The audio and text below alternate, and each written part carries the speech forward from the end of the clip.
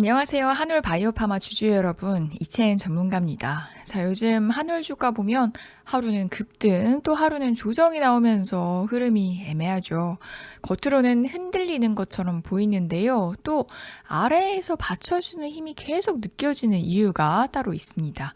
그래서 오늘은 한울이 결국 위쪽으로 갈 수밖에 없는 모멘텀, 그리고 전고점을 다시 바라볼 수 있는 구조가 왜 만들어지고 있는지 그 핵심을 아주 쉽게 정리해서 브리핑해 드리겠습니다. 자, 오늘 내용 들어보시면 이래서 이 종목은 조정이 와도 쉽게 무너지지 않겠구나. 이게 자연스럽게 이해가 되실 겁니다. 구독과 좋아요 눌러두시면 다가올 임상 결과도 가장 빠르게 확인하실 수 있겠습니다. 많은 분들이 가장 많이 걱정했던 부분이 바로 일정이죠. 파트너사 이뮤노반트가 테드 3상 발표를 늦추면서 한울 일정도 영향을 받을까봐 불안해하셨습니다. 하지만 결론은 단순합니다. 한울은 일정이 거의 밀릴 수가 없는데요. 국내 공시제도 때문에 임상 종료 이후의 데이터 분석 그리고 결과 공시까지 정해진 절차를 반드시 정해진 시점에 따라야 하기 때문입니다. 그래서 12월에서 1월로 보고 있던 발표 일정은 그대로 유지될 가능성이 매우 높고요. 이렇게 일정 불확실성이 해소됐다는 건 주가가 추가로 밀릴 이유가 거의 사라졌다는 뜻이죠. 여기에 또 시장 분위기를 가장 많이 바꾼 건 결국 바토클리맙 이상 결과입니다. 이 데이터는 전문적인 내용을 떠나서 굉장히 단순한 결론을 보여주는데요. 약이 실제 환자에게 효과가 명확하게 나타났다는 사실입니다.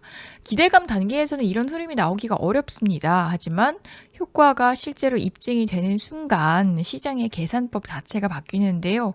이 약이 팔릴 수가 있나, 또 기업 가치는 어느 정도로 재평가를 해야 하나, 이렇게 현실적인 계산이 작동하기 시작합니다.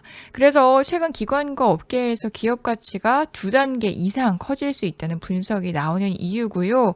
이는 단순한 기대감이 아니라 전고점을 돌파할 수 있는 근거가 되는 요소입니다. 바토클리맙이 진입을 하는 안티-FcRn 시장은요, 약 11조 원 규모로 매우 큽니다. 하지만 더 중요한 건 이 시장의 크기보다 한울이 가져가는 수입 구조인데요. 자, 이번 계약은 기술료 한 번 받고 끝나는 단순 구조가 아니라 약이 팔리면 팔릴수록 로열티가 계단식으로 증가하는 방식입니다. 즉, 약이 시장에만 제대로 안착을 한다면 실적이 급격하게 성장을 하는 구조죠. 이런 구조에서는 작은 호재도 큰 탄력으로 이어질 수 있기 때문에 주가가 지금보다 더 높은 레벨을 향해서 가는 흐름이 자연스럽습니다. 또 한울이 바라보는 시장은 지금 하나뿐만이 아닙니다. TED 시장도 매우 중요한 기회인데요. 이 TED 치료 방식은 병원에서 맞는 IV와 집에서 자가주사가 가능한 SC 방식으로 나뉘는데 전 세계 트렌드는 빠르게 IV에서 SC로 이동을 하고 있습니다. 환자 입장에서는 병원을 찾지 않아도 되고 또 치료 편의성과 지속성이 훨씬 좋기 때문이죠. 그리고 이번 이상 결과는 바토클리맙이 이 SC 트렌드에 맞춰서 충분히 경쟁력을 가질 수 있다는 가능성을 보여준 결과였습니다. 이 두 개의 대형 시장이 동시에 기회가 열리는 구조는 한올의 성장 곡선을 완전히 다른 차원으로 끌어올릴 수가 있습니다. 또 최근 발표된 약가 우대 기준 개편도 짚어보겠습니다. 새로운 기준은 매출 대비 R&D 투자 비중이 높을수록 약가 산정에서 더 유리한 구조인데요. 대형 제약사들은 매출이 너무 크다 보니까 R&D 비율이 낮게 계산이 돼서 오히려 불리해지는데 한올 같은 경우는 반대입니다. 한올의 R&D 비중은 약 26%로 정부 기준 상위 30%에 해당하는 최고 우대 기업인데요. 이런 변화는 한올의 정체성을 다시 한번 명확하게 보여줍니다. 이 회사는 진짜 R&D 중심 기업이라는 거죠. 이런 신뢰는 주가 하방을 단단히 지지를 하고 추세가 돌 때 훨씬 더 강한 상승 탄력을 만들어줍니다.